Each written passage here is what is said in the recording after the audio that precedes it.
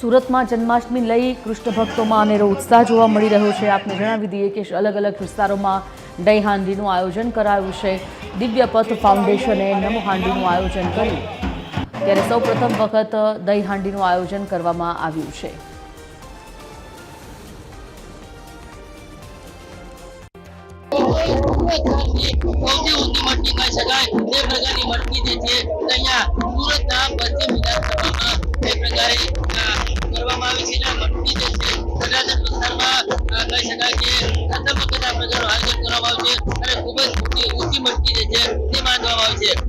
તમામ આયોજન જે છે ધારાસભ્ય દ્વારા કરવામાં આવે છે।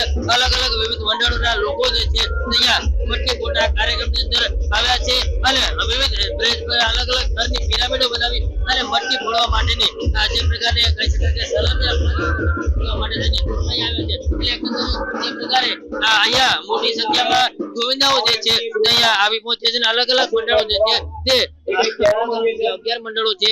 11 મંડળો આ પ્રકારે અહીંયા મટકી ફોડના કાર્યક્રમમાં આવે છે અને ખાસ કરીને ક્રેનની મદદથી આ પ્રકારે મટકી જે છે તે લગાવવામાં આવી છે અને ખાસ કરીને ધારાસભ્ય સહિતના જે મહાનુભાવો જે છે અહીંયા મટકી ફોડના કાર્યક્રમમાં ઉપસ્થિત રહ્યા છે।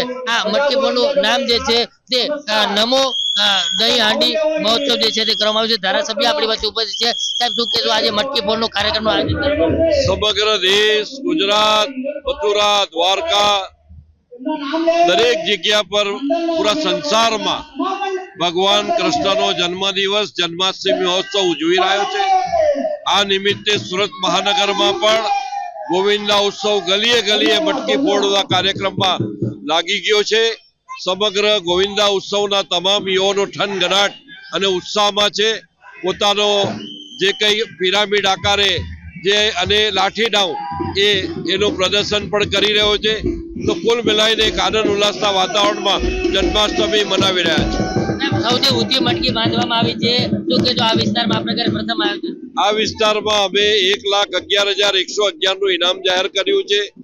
અહીંયાના જે મંડળો છે 11 મંડળો ભાગ લેવાના છે।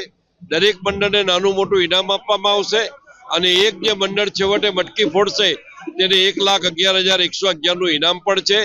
અને આ સાથે ઇનામની સાથે સાથે આ યુવાનો સતત આખું વર્ષ અનેક પ્રવૃત્તિ કરતા રહી પોતાનું મંડળ એ માત્ર ગોવિંદા પૂરતું નહીં પરંતુ લોક ઉપયોગી દરેક કાર્યક્રમ કરતા રહે એવી એની પાછળ શુદ્ધ ભાવના, એની પાછળ આશય અમારો રહ્યો છે।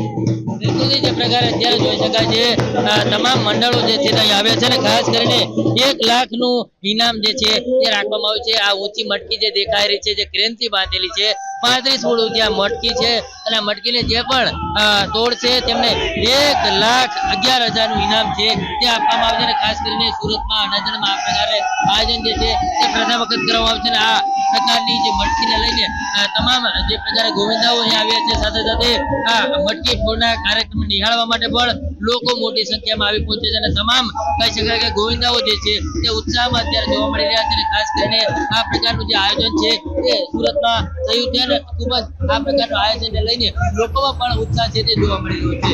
જી।